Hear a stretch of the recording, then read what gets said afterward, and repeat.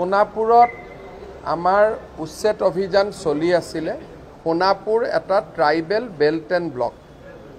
Tribal belt and ব্লকত অতি শান্তিপূৰ্ণভাৱে আমাৰ উচ্ছেদ অভিযান চলি আছিলে আৰু ৰাইজ যিসকলে মাটি দখল কৰিছিলে তেওঁলোকে দৰং জিলা আৰু মৰিগাঁও জিলাৰ নিজৰ নিজৰ অৰিজিনেল ঘৰলৈ উভতি গৈছিলে।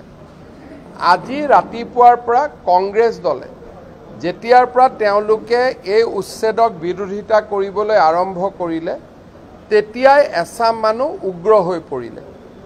আপোনালোকে যদি চাই যে বিৰোধী দলপতিয়ে 10টা 10:30 বজাৰ পৰা এই এভিকশ্যনটোক বিৰোধিতা কৰা আৰম্ভ কৰিলে। কংগ্ৰেছ দলে জনা উচিত যে ট্ৰাইবেল বেল্ট এণ্ড ব্লক অসমত কংগ্ৰেছে আনিছিলে আৰু কংগ্ৰেছে এতিয়া ট্ৰাইবেল বেল্ট এণ্ড ব্লকত এভিকশ্যন হোৱাৰ বিৰোধিতা কৰিলে।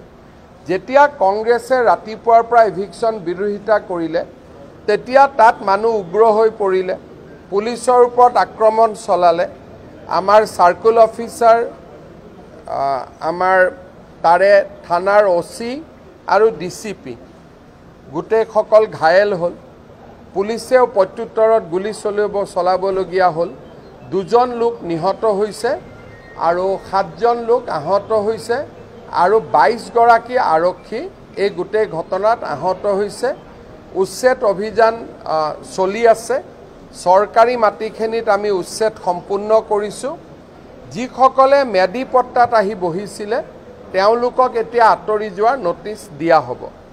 গুৱাহাটীৰ একেবাৰে লগত আজি যি ধৰণে সংগঠিত আক্ৰমণ হ'ল সি আহিবলগীয়া দিনবিলাকৰ পৰিৱেশৰ বিষয়ে আমাক আকৌ এবাৰ ভবাই তুলিছে যে আহিবলগীয়া দিনবোৰ কিমান ভয়ংকৰ হ'ব পাৰে।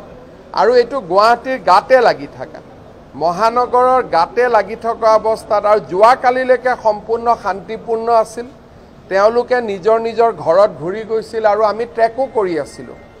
কিন্তু আজি ৰাতিপুৱা কংগ্ৰেছে উৎসাহ জনোৱাৰ লগে লগে পৰিৱেশ এটা অৱনতি ঘটে। এভিকশ্যন চলি থাকিব কাৰণ এইটো ট্ৰাইবেল বেল্ট এণ্ড ব্লক হয়, আমি খালী কৰিবই লাগিব। কিন্তু তাতে ট্ৰাইবেল বেল্ট এণ্ড ব্লকত 2টা ভাগ থাকে। চৰকাৰী মাটিত আমি নটিচ নিদিয়াকৈও উচ্ছেদ কৰিব পাৰোঁ, কিন্তু মেডি পট্টাৰ মাটিত আমি নটিচ দিব লাগে। এতিয়া মেডি পট্টাৰ মাটিত আমি নটিচ দি এভিকশ্যন কৰিম।